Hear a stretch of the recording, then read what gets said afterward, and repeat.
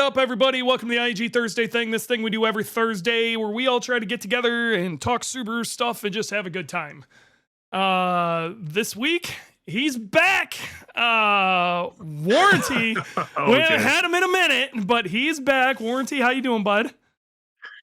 Dewey, I'm doing great. It's good to be back as always. I just wanted to let you know I did drop off my car at 6-Star Motorsports, and I did as you requested. I raised the rear end. Yeah? And now I love the car. It's a whole new car. Everything is great. That's all I'm going to say about that. It's a process. It's a process. Okay. It's a process. Especially with adjustable parts. It's a process. Okay. Yep. We car feels very different. Yeah? Sorry, go ahead. No. Do your thing. Cars feels different. I also switched, of course, from the summer tires to the winter tires, and that's another reason why the car feels totally different. I'm sure. What tires are you running on? What are you running for winter tires? It's the Vredestein Windtrack Pros. They're like a performance winter tire, so they can get down when they need to. I am on the OZ Rally Racing Spaceship Saucers. Okay. Yep, I remember those. So you're on like a 16 or a 17 or something? Like you went down in size. It's a 17. Yeah, you went down. Yeah, it's a 17. Yep. All right. We also got executive producer Jordan on here. He's gonna hop in this conversation too. Jordan, what's up, buddy? Hey, what's up, man? Wallet feels a little lighter. Yeah. I heard you made a purchase today. You hopped in on some of that Black Friday goodness before it even kicked off. Oh yeah, that's and right. More is coming. I got so I ordered an M-Tron. Getting a Motec Dash because I was talking to Graham. He says it's more compatible with the VA than ECU Masters. Yeah. Stuff. And then I'm in between either buying a surge tank or a clutch next week too. Nice. Well, you call me for that stuff. Let's go. Yeah, Let's go.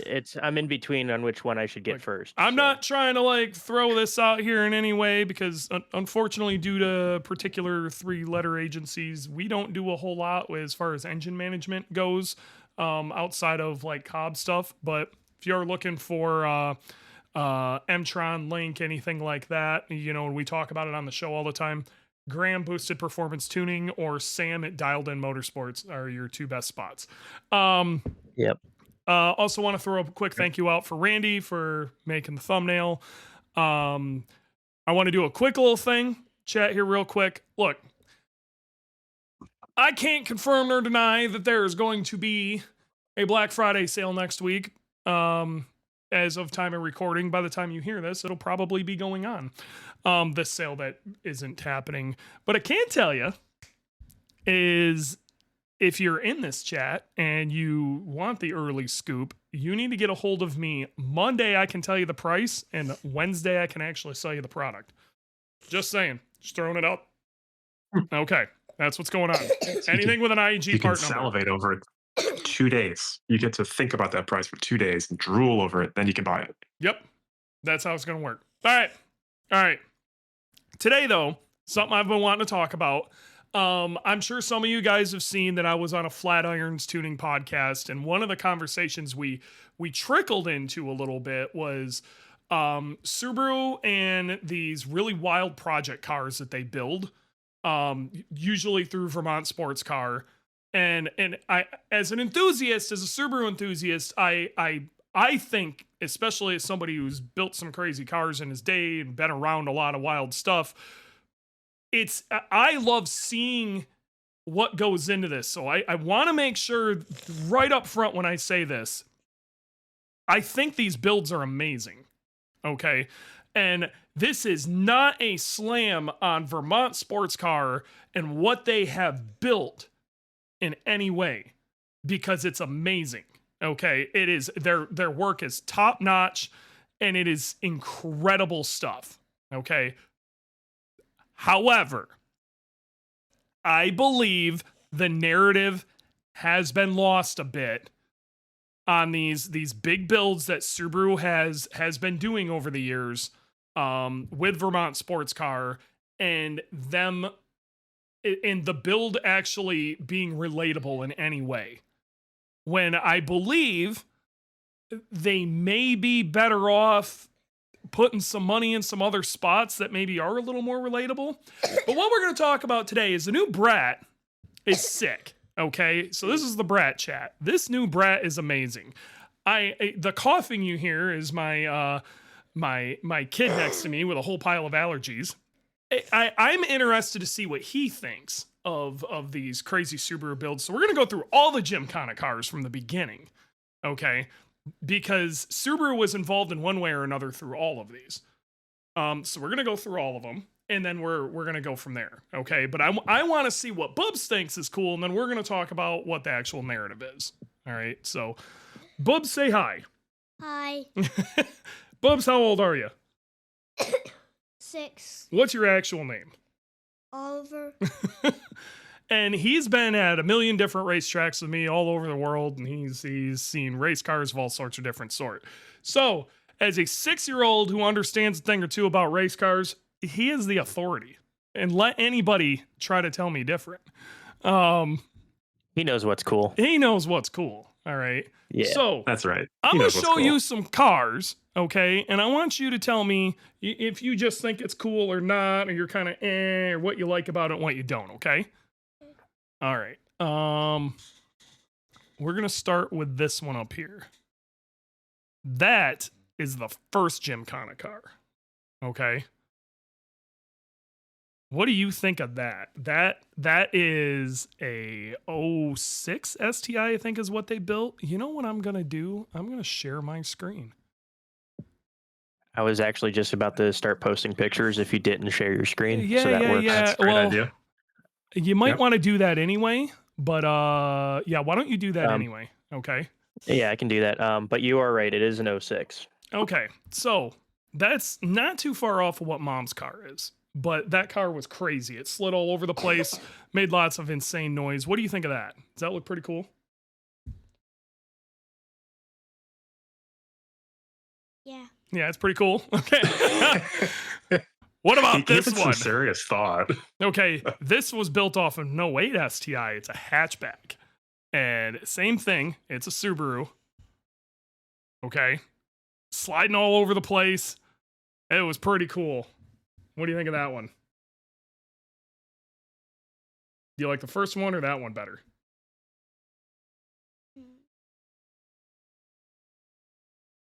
Big thoughts. Big thoughts. There's no right or wrong answer here. I'm just thinking. Okay. What do you like about it? So I like that logo. The logo? Yeah. The monster logo? Yeah. I think that's pretty cool too. And that. Yeah, okay. You like all the white that goes into the black? Yeah. Yeah. Do you like the wing on it? Yeah, and the logo. Do you like the shape of the car? A little bit. Do you like it as much as you like the shape of the last car though? No, I don't either. This kind of looks like, you know what it looks like to me? Kind of looks like the cross track. It looks like the orange car, doesn't it? Yeah. Yep. Okay. Then Ken Block started doing, he kind of put the same thing into a bunch of Fords. We're not talking about the Fords here. But, okay, that's not what this conversation is about, is these Fords. All right, but he did a bunch of crazy stuff with these Fords, and they're pretty cool looking, right? Yeah. Yeah, some of these Fords were really sweet. Then Subaru did this thing called the Air Slayer. Okay. And this thing is super sweet. What do you think of that?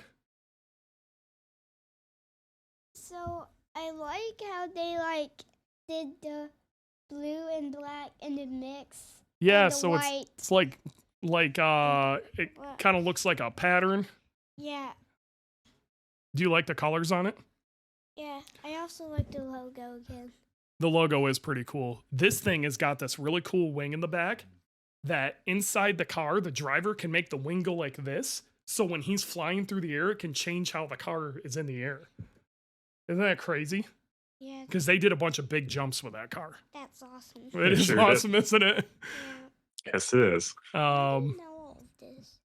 And then I didn't pull up Project Midnight, but we have to because Subaru backed that. Midnight. Okay, images. Okay. Then they did Project Midnight, which is kind of like Air Slayer. Okay, but it's black. And it's what the thing was here. I'm trying to pull it up for you. There you go. It was really light. So they made it really light. So they didn't have to have really anything else. What do you think of that? Kind of looks like the Emily that got these black things in his lungs. Oh, kind of like Darth Vader or something? Yeah. Yeah. Sure does. Yeah, it kind of looks like Darth Vader. So he kind of looks like an enemy, right? Like a bad guy. Yeah. That kind of looks like the bad guy. Is it cool though? Yeah. It's pretty cool. I like this. Yeah. Yeah. I Quick like thoughts. I like the black Subaru stuff in the side. I think that's really cool logo. Yeah, that's what I was talking about. It's cool, right? Yeah. All right. Oh, we're getting to that. Hold on. Don't look at that one yet. All right. Now, this one was called the Family Huckster. All right. This thing is based on a car that was out when I was your age. Okay. So I wasn't alive. You weren't even kind of alive. They took a really, really old car and built this. You weren't even a thought of being alive. So this car is really old, but what they did is they put a whole lot of really new stuff in it. Now, this car's got all these crazy little panels. Do you remember how that one, the wing changed? This has something like that. But see, this wing pops out of the rear, and these little things pop up. Look, he's jumping over a helicopter there. That's insane. Right? Yeah. But Right answer. is it cool? Yeah, I like the patterns again. Yeah, I like the patterns too. But do you like that one as much as you like? Uh-oh, let's get there. Where'd it go? That one. Which one do you think is cooler? You want me to go back so you can see them both? They're like the same. They're kind of the same, right? Yeah. Yeah. I like that one better because it has more different patterns. Yep. Okay. Which okay. one's that? Air Slayer? He likes Air Slayer better. Which Okay. is fair. Likes Which is fair. Air Slayer No, I'm going to show you the new Okay. one, okay? Okay. All right. This is called the Brataroo. Now, this is a car that came out at basically the same time Daddy was born. Okay? They don't even make anything like this anymore. It's And a what very this old was car. a little truck. Okay? It was Subaru made it, but it actually has a truck in the back, and there was actually a place where you could sit in the back seat or in the truck bed where you would put stuff in. There were seats that you just held on with no seatbelts or anything. But they put the same engine and all the stuff that they had in those other cars into this little thing. And this is their new one. What do you think of that? Ooh, I didn't even see that. You see the kangaroo? Look at that. Yeah, I was like, what? And then you said it. So what do you think of that thing? Is that pretty cool? Yeah, it says 199. Yeah, well 199 is the guy who drives it. That's Travis Pastrana. That's his number. I like that spot. You like this stuff? And it kind of looks like dead eyes. It kind of looks like, yeah, like the eyes are dead because they're crossed. Yeah. Yeah. So which one out of all of those do you think's your favorite though? Do you want me to go through them again so you can see it? Yeah. Okay, so here's the Brat. We've just looked at that. There's the Huckster. Okay. Okay. Now I think this one should be Project Midnight. This was the one that's going to do Time Attack. Okay. Okay. I was wondering. And we got Air Slayer. This one with the really cool wing and okay. And then uh-oh, we got to find the thing with all of them. Oh, I think it's right here. I think I got to scroll way back up.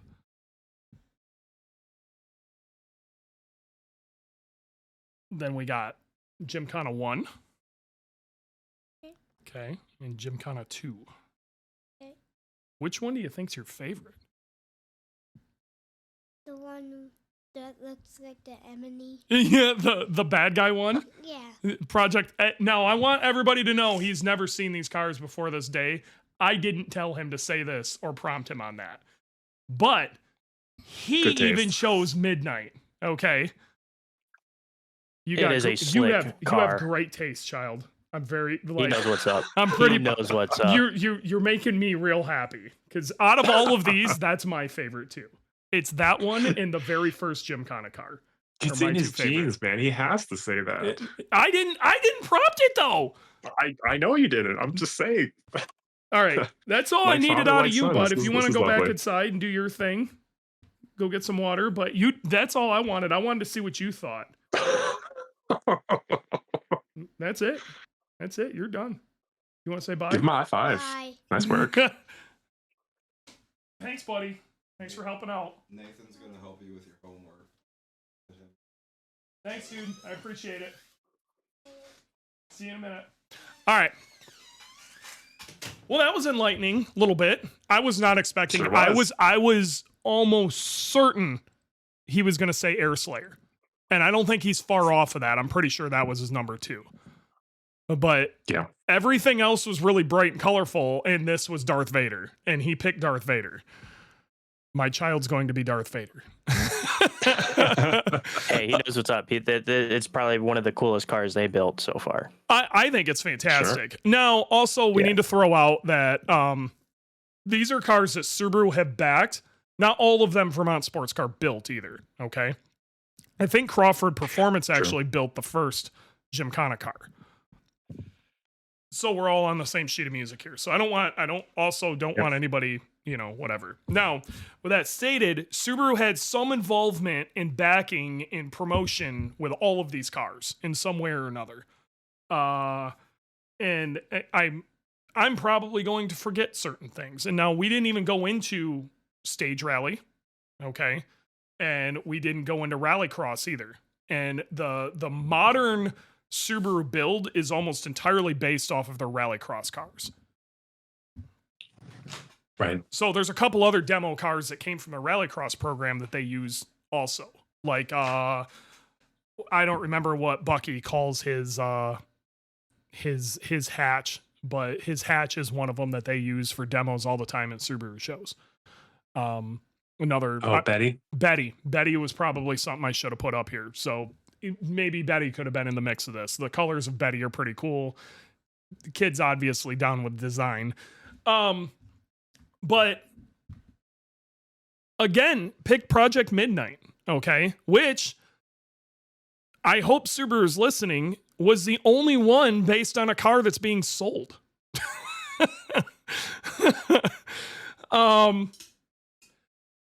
And that demographic is who you got to think your cars are cool, because in 15 years he's going to be the target that you're trying to get to think is cool. Hell, in 10 years he may be getting a hand-me-down. That's your future. Now I'd almost like to bring Nathan in and show him the same thing, but he's got other things going on. With that stated, I don't think now that's showing that to him, okay? And so I can understand to a certain degree if he's seeing those things. He doesn't understand the underpinnings and everything going on with that. Seeing a Subaru slide around, somebody has to have done the math on the return on investment to making a kid like this think that is cool, right?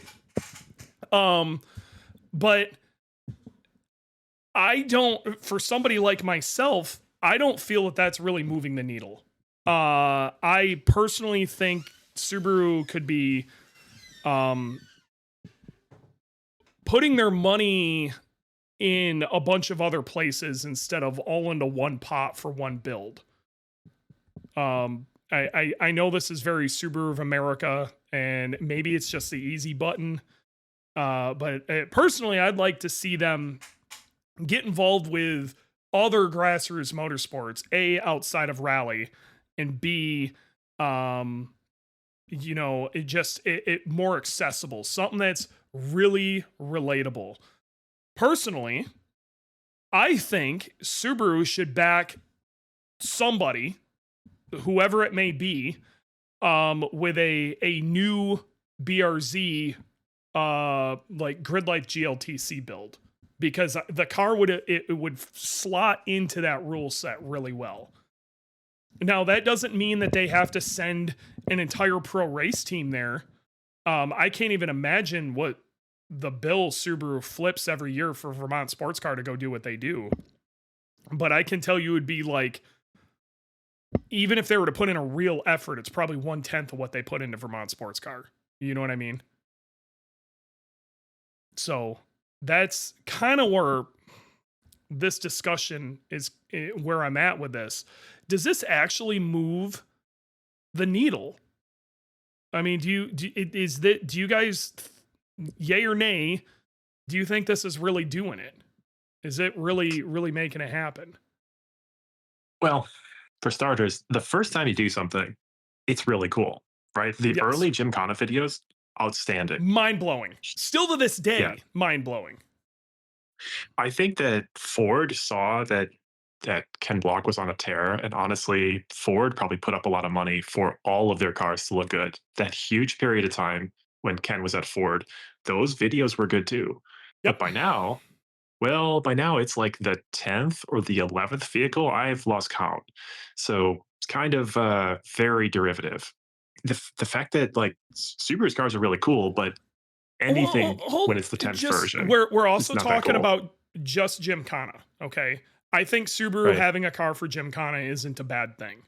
Okay, I really don't. What my thing is let's look at Project Midnight. I don't believe Yeah. they used Project Midnight the way it should have been used. It didn't need a Gymkhana video. They needed to start going to time attack events, and they really only went to 2, you know, not counting Goodwood. You know, Goodwood's kind of its own thing. Right. I don't understand why Project Midnight exists, because it's a very capable car and they did almost as many time attack records with Air Slayer, which was not a purpose built grip car. They just changed the setup and went and broke some records. So Right? that car is just, it existed and then it didn't. Like, I feel like they only built it for Goodwood and then didn't get the Goodwood overall record and then just parked it. Like, that's not fun. I would go to every track. I would just do like a rotating circus, all the farm tracks, and just every single one. Not Project only Midnight, that, midnight. this vehicle exists, okay? Now, I'm not, we're supposed to be talking about the Brat here, but let's talk about Midnight for a second. Yeah. This vehicle exists. The money to build this already happened, okay? And you have a vehicle that you cannot sell off of your lot that this thing is based on. I cannot understand from a marketing standpoint, especially when right down the road from your headquarters is a Grid Life event going on at Lime Rock with people everywhere. And that car would be ballistic fast at, and you have a pro driver on the payroll who desperately wants to do this.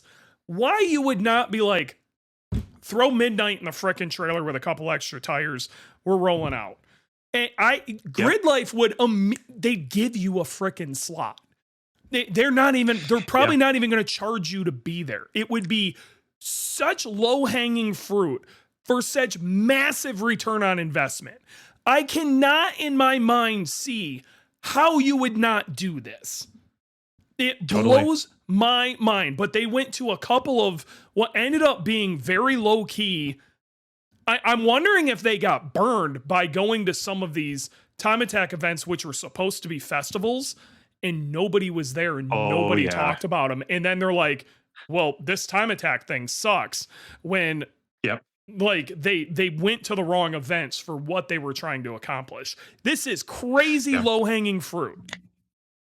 Yeah, I think that's totally right. This is like a political problem or a communication problem, or maybe even a corporate problem. Like, I bet there's people at Vermont Sports Car who just want to put the car in the back of a trailer and tow it with like a pickup truck to Lime Rock. I bet there's enough people there that would do it on their own time. They would. I think they would too. I absolutely. They want to. You could. The things that leaked out about Project Midnight, mostly leaked out from those at Vermont Sports Car. They really believed in it. You know what I mean? And maybe there's some contract stuff going on that we don't understand. It is a huge bummer to me that was supposed to be a time attack car that didn't really get to do much time attack. Yeah. And people would have been good for me. hyped to see it. Yeah, you're about to win $1 off of that.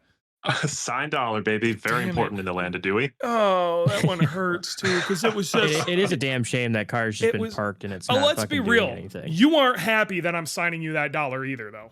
Oh no, I'm really upset. I don't want it. I'm gonna cry, but it never made it. And it's crazy that it didn't. And especially with the community itself,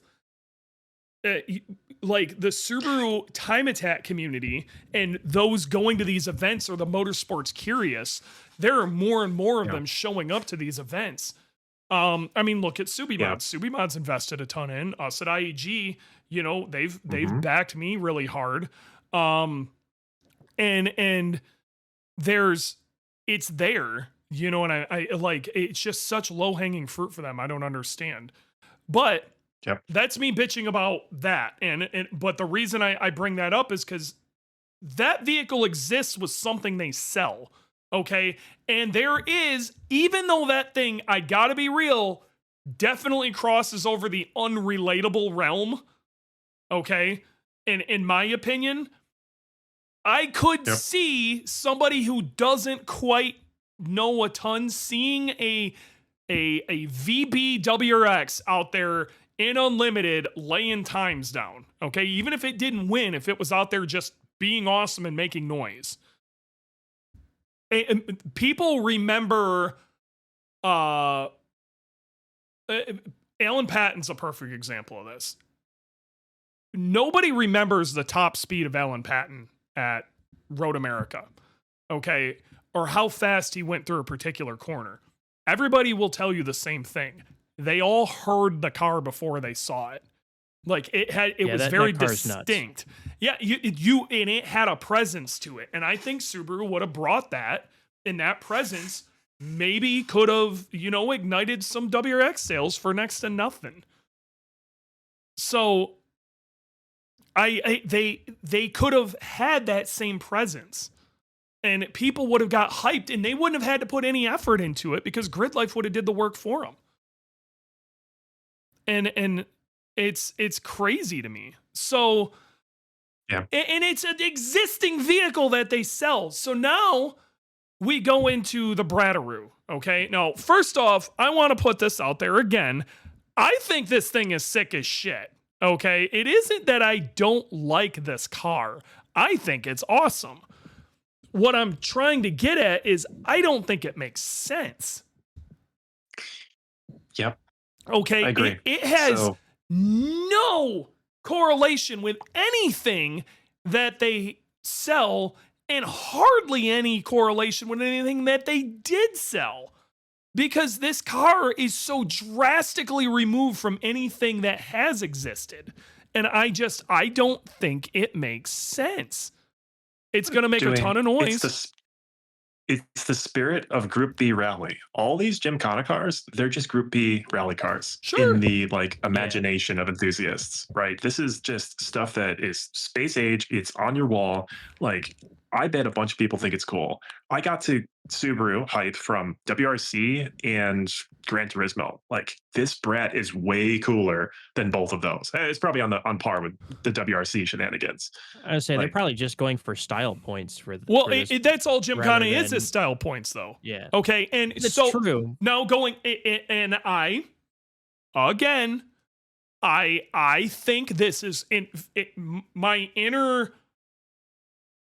Because I enjoy crazy builds and just crazy cars, like, I love this. Okay, I love this car. Is it going to make me or somebody else want to purchase a Subaru? In fact, there's a piece of it. It actually makes me go, I wish Subarus are what they used to be. Are any of the newer generations going to know what a Brat is, though? They don't make them. Yeah, I could show this to Nathan. He's going to go, I have no idea what that is. Right. You know, So they're not like the newer generation, which is what they should be targeting. They have to get younger generations into the motorsports or into cars, so to speak. The Brat's not going to do it. They don't know what car it is. so I, dudes, I think it's cool. It's still That's my cool. hill. No, I think it's it's cool. it's an awesome car. But It's is it just going to move the needle for somebody to want to purchase they're not even using the current Subaru logo. You know, is this going they're to not even going to know move? it's a Subaru. Or is this really, this is so far removed from anything that they sell off of their lot now that I think they're going to have a very hard time associating it as being even a Subaru. When I went to the auto show, they had a Brat with like a wooden RV camper thing in the back Sure. that was original from like the 80s. And they also had like a 90s era Forester at one point, which is a very different car to what they sell now. The old Foresters are tiny, and Brat is even tinier. I think that's cool because like that's history of Subaru. They've been this, adventure brand, performance brand for a long time. I think it's cool. I do think it's derivative, but I think that Brat is very, very cool. Is it going, do you think in any way though, the money that they put into this is going to, there will be some ROI on the end of this, some return on investment that will sell more cars? And I don't think so. Nowadays, a lot of young people are on TikTok, of course, or short form videos. So it'll be flashy there, but that's kind of flash in the pan. It's not even like YouTube videos, which are 10 minutes long and sticks with people. It's just, what have you brought to me lately? So potentially no, but on the flip side, it at least gets people in the door to start talking about Subarus, and then they go to the forums, and the forums are like Reddit nowadays. But does it? That's the question. Like all you need to do is spark an idea. Okay? All you need to do is spark an idea. And the problem I have with this versus say something like Project Midnight, okay, is if you know nothing about Subaru, okay, you don't know what a Brat is, nothing, okay, you see this crazy thing, you're like, dude, that'd be sick, I want to get one of those. You go researching Brat, okay, yep. Subaru. You go to try to figure out what this thing even is and realize it's kind of a economy shitbox from the 80s and 70s. What do they make now? You know, how can I make this experience? I want to purchase this experience. So you go through whatever wormhole you go through, an old forum thing, whatever, and you start getting the bug. Okay. And that's what they want you to do. What do they offer? Okay. I have a counterpoint for you. Okay. Subaru gave Team O'Neill Rally School a VB and then let them do whatever they wanted with it. So they went through and did a bunch of YouTube videos teaching people how to do all the rally tricks, like, I watched a bunch of those. Or a 180 or a J-hook. And that was cool. But like, did that move the needle? I have no idea. I didn't watch it because it was a WRX and not an STI. And I'm so sad that the STI was canceled. So I'm sitting here bitching. Okay. Again, they did all the cool rally maneuvers, and I think that was actually that was smart marketing on their part because it cost them a car, and that was probably not much more than that. And if you think about it was a mule car too, without a VIN that they were going to destroy anyway. I'm telling you, I bet you it probably didn't cost them shit to hand that to them. That reminds me. Speaking of mules, so the new BRZ, when they were first brought to America, they had a couple test mules, and they eventually gave it to Travis Pastrana to hoon around and destroy. He taught a bunch of influencers how to drift, and like these cars are destined to be crushed because they don't have VINs. Dude beat the shit out of it. There's a video of him out there jumping a stock BRZ in like his Pastrana land, like the jump in front of his house. Like, that's cool, and that costs Subaru negative money. Like it cost them zero. So. Okay. And again, I think doing something like that with your test mules makes sense. Okay. Now, yep. Hear me out.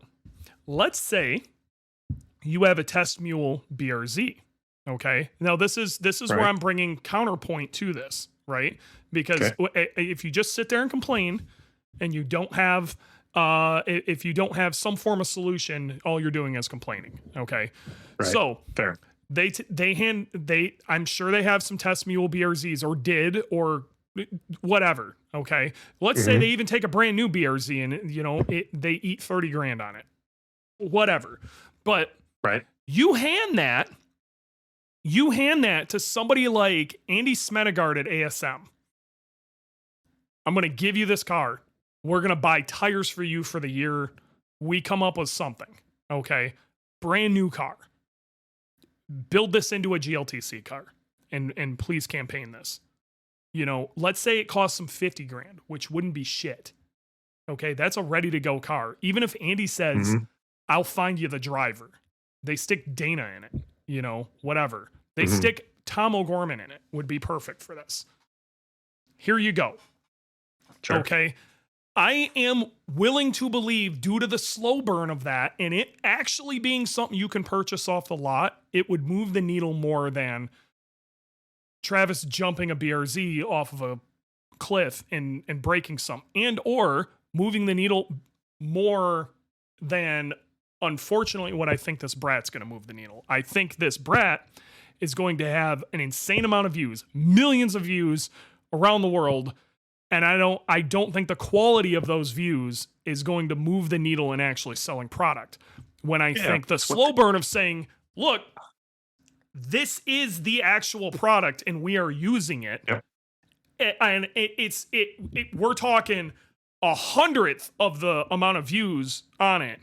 But the people who are seeing it, it is setting something off in their head going, that is something we could actually do because it is relatable. The eyeballs are better. So I have a counterpoint to your counterpoint. Perfect. Some of the coolest things that Subaru has done have probably lost them a ton of money. And my favorite example is the S209. They went through all of the trouble to make STI its own brand, sub-brand under Subaru, like Toyota has Lexus. Yes. They didn't have that before. That was an ungodly amount of money because it involves the federal government and crash testing, right? Just to bring a special edition, limited edition model to America. That's some of the coolest things that Subaru's done. I bet they did not make any money on that. They probably lost their ass. They probably did lose their ass. Secondly, new BRZ. We got to get to this new BRZ out of Japan. We're getting because there. This is related. That is okay. If you can wander right into that if you want, but I really want your counterpoint of what we need to do is this a yay or a nay on the Brat? Because I think as a project, it's cool as shit. As a marketing tool, I think it was stupid. Yeah, I agree. It's derivative, and I'm getting older, so maybe the younger folks like it better than I do, but it doesn't get me going. But the way even some of the other I stuff brought does. the youngest folk on, and the youngest folk even preferred Project Midnight. Yeah, there's so much hype out on TikTok and Instagram and YouTube that like it needs to be real, and just doing another Hoonigan video is just the same as it always was, so it gets lost. Yep. All right, new BRZ. This is related. So, Subaru's got a special edition BRZ coming out in Japan only, available by lottery, which means you probably will not get it. Okay, even if you're in Japan. BRZ. Yes, it's called the BRZ STI Sport Type RA. So if this was in America, it would be the BRZ TS Type RA. So it's based on the TS. 300 units, 100 with a wing, nice pedestal wing. It's cheap compared to America. It's only about 32 grand up to about 35 grand. No much shit, less it's than it that costs. cheap? Yes, much less than American BRZs due to the 15% tariffs on Japan. So, according to Road and Track, it is Subaru branded and not STI brand like the S209 that I just mentioned. Yes. It's got lightweight wheels, forged aluminum wheels from BBS, pedestal wing like I mentioned, underbody aero, unique dampers from ZF, not Hitachi, new sway bar, a rear diff with cooling fins, sports muffler, and the part that I actually care about, a binned FA24. So the pistons and rods have a 50% tighter weight tolerance. The crankshaft has an 80% tighter tolerance for rotational balance. Lighter clutch and flywheel, 50% lighter clutch, 67% lighter flywheel. As a result, the engine feels smoother. Road and Track said it feels like a 911 GT3 RS. So I don't think they've driven it, but that's the concept. And then Car and Driver additionally reported the car will have rev match and flat foot shifting. That gets me going way more than a Brat that goes in one video and then up Goodwood Hill and then that's it. But maybe I'm just a nerd. So some of this is being nerdy. Okay, but this is one of those that what this sounds like is you're guaranteed a Monday engine and they put a lightweight flywheel on it. Okay. Um I Yes. Yes. I like this. I really like the price point. I wish we could get them for this cheap, but unfortunately with the current way the world works, I don't see that happening at least for another 3 years. So I love the price point. If we could get that for 35 grand, I would be hyped. If they were to release that here, I would have a very hard time swallowing a $45,000 BRZ. You know, even if it Yeah. does have the guaranteed Monday motor and a cool wing. You know me, and I've said this a million times, the rest of it really doesn't do anything for me. You know, the lightweight wheels, I'm going to chuck them because I'm going to want a wider wheel. Suspension, I'm going to probably toss. The rest of it, I'm kind of hyped about. It just sounds like there's less I would have to do to it, but I wish we got these, like these special things. And this is now that STI exists as a manufacturer here in the States. Again, I've said this before, but I want to say it again. I really wish Subaru, inside of like particular dealerships, their larger dealerships or whatever, they actually have an STI area, like a section, and you can order BRZs and maybe new STIs or like particularly outfitted WRX performance models. It is a performance section, and you have maybe one or two there on the lot, but that's it. And you can do these like body and white builds that are very specific. I think it would work. I really, really do. I think the resale value of these cars would go nuts too. Like you get an STI BRZ, you know, with all the goodies, and then you put 10,000 miles on it and you're like, you know, it ain't really for me. I think I am going to go get the Cayman. And you put it up for sale. I don't think you'd lose a dime because you waited the 3 months to get your car or whatever it was. You know, I would be down to even wait if something was really good, you know, and I had some really bespoke things that I wanted on it, some very particular stuff.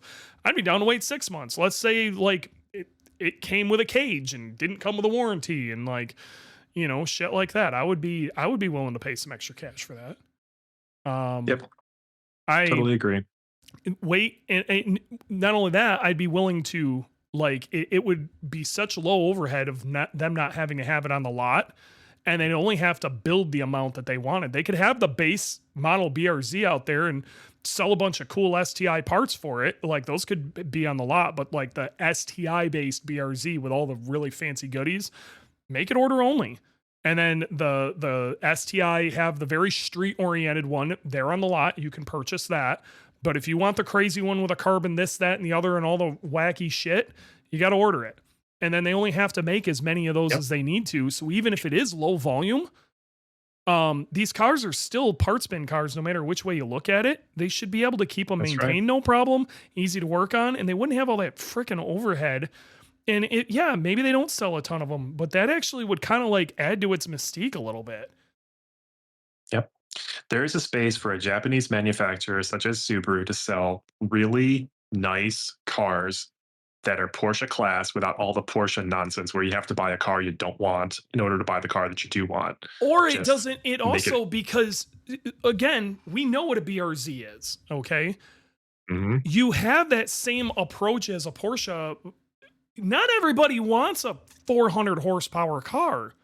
You know what I mean? A 220 horsepower driver's car is what a lot of these people honestly want and need. It's hard to sell because Reddit is full of people complaining that the BRZ doesn't have a turbo. It is.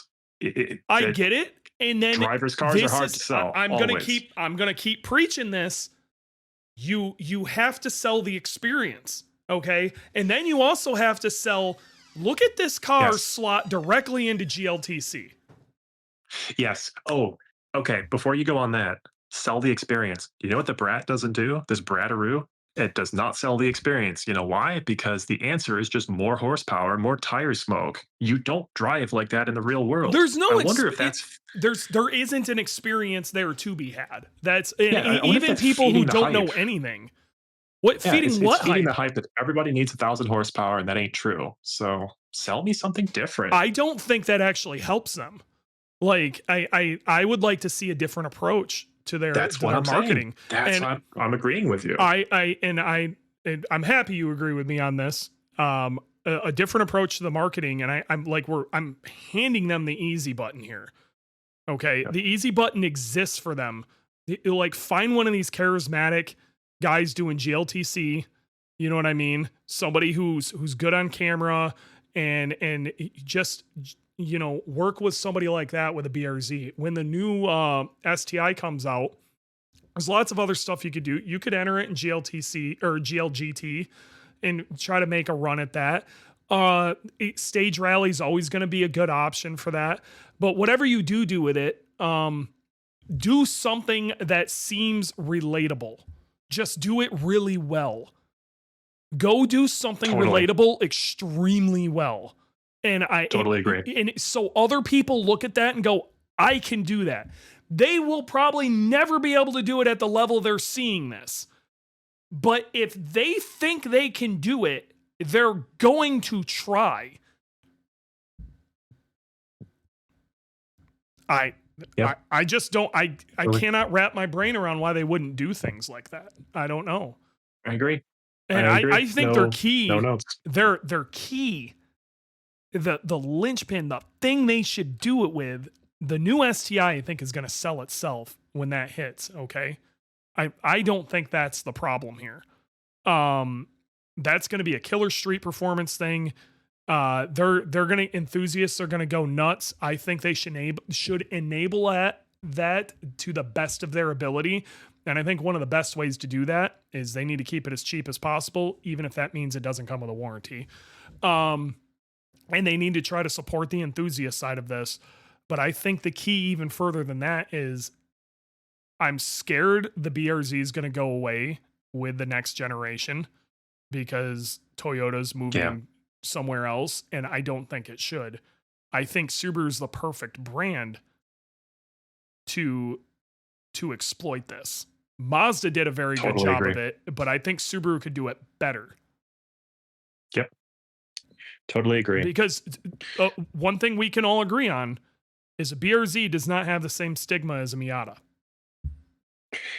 Yeah, and a BRZ you can daily. Miata, realistically, you cannot. Exactly. You can use a BRZ. And a BRZ, like if you're ripping around in a BRZ, you go to a track day in a BRZ or whatever, people won't say anything in a track day about you in a Miata. But you running around in it's got a stigma, especially in the US. Not that it isn't a great car, okay? It's just, one, people can't fit in it, and B, it's not that enthusiast market, especially the people who are going to try to race these cars or constantly live at the track or whatever. It's not moving. They're fighting an uphill battle. Okay. And you're not, you're starting with a lead with a BRZ. It's not looked at that way. Yep. Totally agree. We got a couple of questions in the chat. Do you want to go to those now? Yeah. Let's do them. Cool. So I'm going to scroll back a little bit to gentlemen from the beginning of the chat. Where is it? Getting closer. Okay. What the question is, one time you questioned a Subaru rep about why the VB WRX was not improved for performance, and they stated, just put a bigger turbo on it. Does that indicate the VB engine is fairly tunable? Also, I've seen a YouTube video that shows the engine design has larger internals and can handle performance mods. So this question is probably referring to me because I try to go to the auto show Media Day every year in Chicago. And it's media only. It's not open to the public. It's the day before public. And I did have a long conversation about the WRX with somebody important at Subaru of America. I don't remember who it was. But the answer was, okay, STI's gone, but like there's a lot of headroom built into the engine. And that's true. You can make a lot more power on just a tune on the VB WRX than you could on the VA, STI, or WRX. Mhm. Yeah, the WRX FA20 was very limited by rods strength and injector size, but just you had to push pretty hard, and you could only get to about 350 wheel horsepower. On the FA24 that's in the WRX VB, I think you add like 50 horsepower just on a tune, like something crazy. They're So, they were honestly factory detuned pretty hard. And I oh think yeah, the reason for that is I still stand by it. I'm pretty sure Subaru intended to make an STI, and they kind of got the rug pulled out from under them for a million different reasons. Why, I don't know, but I think they went into that car expecting to make an STI. And so the yeah, groundwork was there for it. And then the STI yeah, never happened. Um, that bottom end is pretty stout, up to about 400 wheel. Okay. And people have pushed it further. I don't recommend it. Okay. But people have definitely pushed it further. But you basic bolt-ons can get some real jam out of those things. yep. So, same gentleman. Follow-up question: Sure. what should I be prepared for to deal with if I'm upping the power on a VB as a daily driver? Let's say power up to 350 wheel horsepower. What is the worst case scenario that I can budget for? Worst case scenario is probably transmission issues. I have a feeling if you're I at like 325 wheel, I gotta be real. probably fine. You need to be prepared. 325, 350 wheel. I'm not gonna. Anytime you modify an engine outside of what factory recommendations are, you are rolling the dice. Okay. Hmm. I'm not saying that people haven't, or the risks are fairly low, but the risks are there. Okay. So I need you to be aware when you start modifying one of these things, A, your warranty is gone, and B, there is a chance the worst could happen in that you have a catastrophic engine failure. Okay. You can do Yeah. a lot of stuff to try to prevent it, but this is with any car. This is not just Subarus. Corvettes break bone stock. Okay. It happens. This shit happens. I mean, look at Porsche, which is one of the biggest performance car manufacturer brands on the planet, had issues with their IMS bearings for like a 8-year swath. Okay. Wow. Okay. So like things happen. Fair warning. Now, with that stated, the VB has shown to be pretty stout. You are probably pretty good anything under about 400. If you are going to launch the car, the trans is by far your weakest point, though. Okay. Yeah. It makes a lot of torque, and that is a 5+1 speed. Okay. That is not the old STI 6 speed. So, Yeah. I like to think that FA24 motor with a tune and then potentially an intercooler, just light supporting mods. Don't change the injectors because, well, realistically, you can't. Don't change to you ethanol. can. You're probably fine. Mhm. You don't have to run all the boost the turbo can make. So, Yeah, you do basic stage 2 stuff, get tuned by somebody who keeps something pretty reliable. You're probably going to have a really good time. Okay. And when I yeah. say If probably, the I'm saying car, like 95% you're going to have a good time. Okay. yeah, But like, and if the car doesn't drive well after it's tuned, find a different tuner. yep. So, So, all right. Another question in the chat is: has oil starvation been fixed on the BRZ? Uh, uh, Generally, yes. I, Go I, I can speak to this. Okay. Because I can speak to this. ahead. Ish. So there's been a few different Yeah. companies who have made some pans that have helped a decent amount. We are all pretty sure we know what's causing it. We all have different ideas as to how to fix it. There's a couple of companies out there with pans already out there. Some of them are a little questionable in their design. Some of them actually work fairly well. I can say that we've tried a couple of things. Some of it has worked. Some of it has not. None of it has actually turned into a product yet because we don't believe it worked well enough. What I can say is we are working on stuff still. We have not stopped working on it, and things are coming. Good. But we refuse to release a product that doesn't fix the problem. now I can say that other companies have gotten pretty close, but I think we can do better. Okay. Now, with that stated, there's a particular aero company out there who has a pan design that has shown the most promise. Okay. So if you're like desperate for something right now, that may be the option. Now, the other thing I can say is a half core overfill does a lot to help these engines. Okay. Jeremy Bailey has beaten the absolute living snot out of his, and the half core overfill has done a ton to prevent any issues with that. Andy Smedegard, another example, ran a full GLT season on his FA24, and they put a ton of laps in. He isn't nice for a single lap of them. And again, same situation. Okay.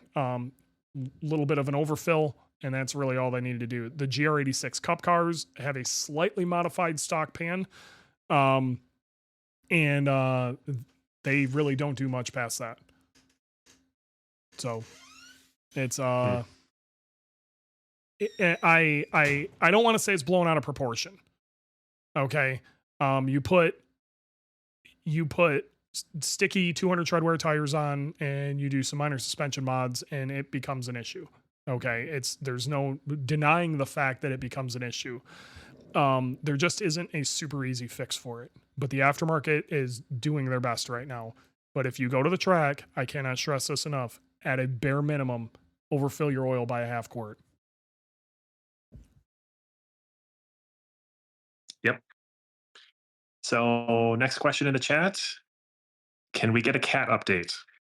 Oh, I mean, I think he's outside pooping. I mean, Ocho's out pooping. I think he's not in here, is he? No. He's a little asshole, like all orange cats are. But he probably doesn't realize that today is Thursday and he's supposed to be on camera, so he's late. Oh, yeah. Well, scrolling back, I don't see any other real questions. I got one for you, Dewey, which is, it's the week before Thanksgiving. What are you thankful for? Oh, it is the week before Thanksgiving, ain't it? Well, I was supposed to ask you that, but so what am I thankful for in 2025? I think I'm going to say it's friends and supporters, especially of Team Boogeyman, that are in the background that don't get enough play. Now, this isn't to take anything away from Dylan, and everybody knows how much Dylan just slaves on this car, but guys like Forklift. It sounds like Forklift. Forklift was huge this year. But then it's also, like JJ, the owner of IAG, doesn't get enough credit for allowing us to do this crazy shit, because we put a ton of time and effort into this, and there's like we kind of get to live the dream on that, you know what I mean? And like even being able to do this right now, like if it wasn't for him, I wouldn't be having a conversation with you guys. But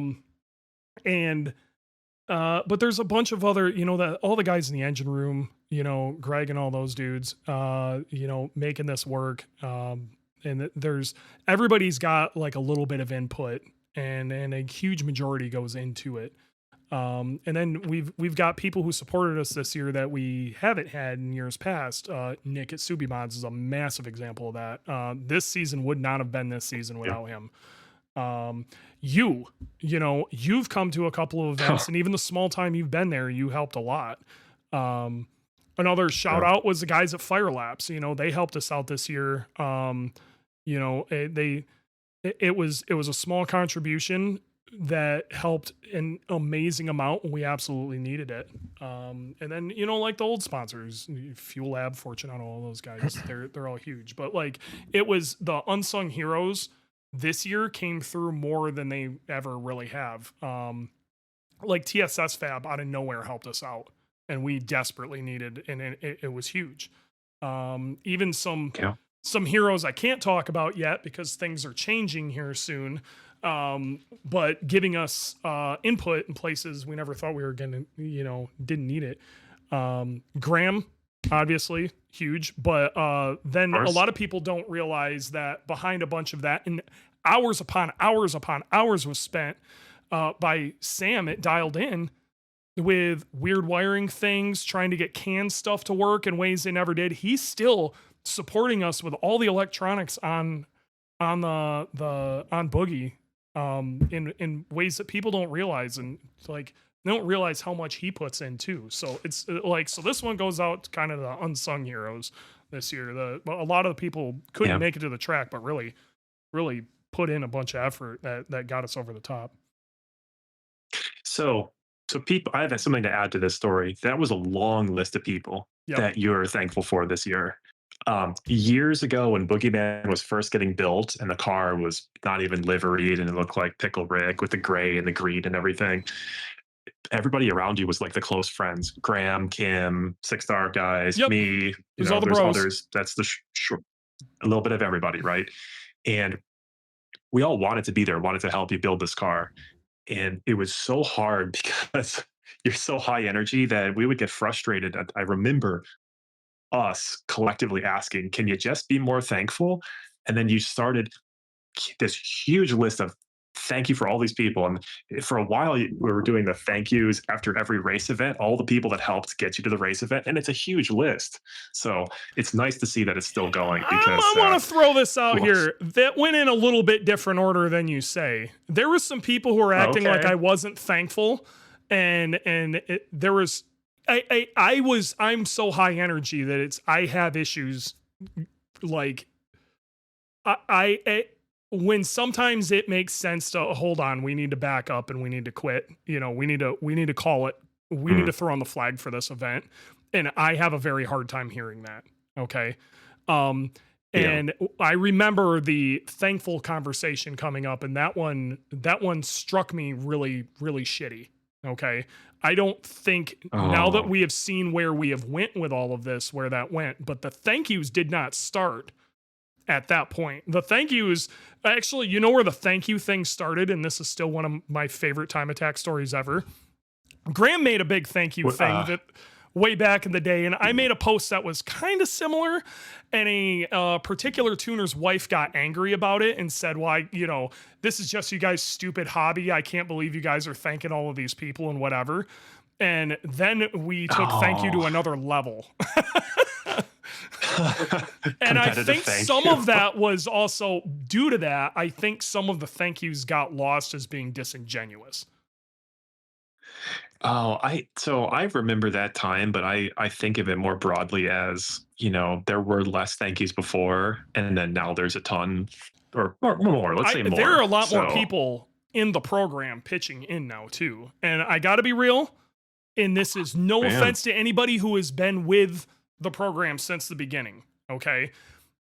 But there was a certain, when you're working with only people within your sphere and you are the high energy one, you're the never say die one. Like you kind of look like one of the things I desperately needed in my sphere was somebody who wanted it as desperately as I did. Okay. And I found that in Dylan. And because Dylan matches my energy, I know this is going to sound crazy, it actually chills me out. He is more never say quit than I am. Like he will, I tell you what, if years that we've had, like if we had a trans failure, I'd have to talk Dylan out of stealing a trans out of a car. Like somebody's just random fucking car. Like he will not quit. Okay. The man has absolutely no chill in him. So, and that's not to say that like there's only so much energy people can put into it. You know what I mean? And they can only, like for me, I'm willing to put in everything. Like it can encompass my entire life. For other people, it can't. And there was a period where I didn't understand that, and it came across as me not being thankful, and that hurt. And I did like reapproach stuff a little differently at that point. But with that stated, like things Like, have changed a bit too with the way that all works. I don't want it. I don't want it to sound like you were not thankful before, because that's not true. It's just how you expressed it. And Hey in man, the spirit it's a of learning things- process for everybody. You know what I mean? And Yeah. I Yeah. I think certain people need to hear things in a certain way, and certain people weren't hearing them at the time in a particular way. And maybe I've learned better how to Yeah. do that. But then also, like, I think some stuff was blown out of proportion also. Oh, I mean, yeah, maybe. Yeah. But yeah, I view it as just like the group of friends around you. I don't think about Tuner's wife, to be honest. That was so long ago. That was such a small piece of the whole story. That was such, dude. That's lore. At this point, Yeah. that is lore. That's how we were going to Yeah. refer to that. Yeah, this sounds like a car meet chat if there ever was one. Yes, and I mean, So- if what are we doing, right? Yep. Well, I got 2 minutes and I got to roll, so Yep. I'll answer my own question if you Do don't it, mind. dude. Yes. What am I What are you thankful thankful for? What am I thankful for? Number one that came to mind: driving a fun car for the past 10 years. Bought my STI in 2015, and then I had the BRZ, first the blue one for 2 years, and now the red one, the TS, for another 2 years. So that's, call it 11 years. That is such a joy. You know, Savage Geese had a video recently. You can find a fun car at any budget.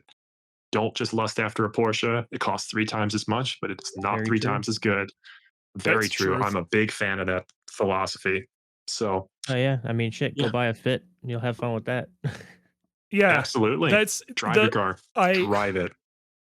I don't believe the car makes the memory. I think it could maybe be a modifier to said memory, but I don't think the car makes the memory. Yep. Like having a car and doing things with a car makes the memory. It's the experience. But Totally. and I can't stress 100%. like people need to start chasing the experience.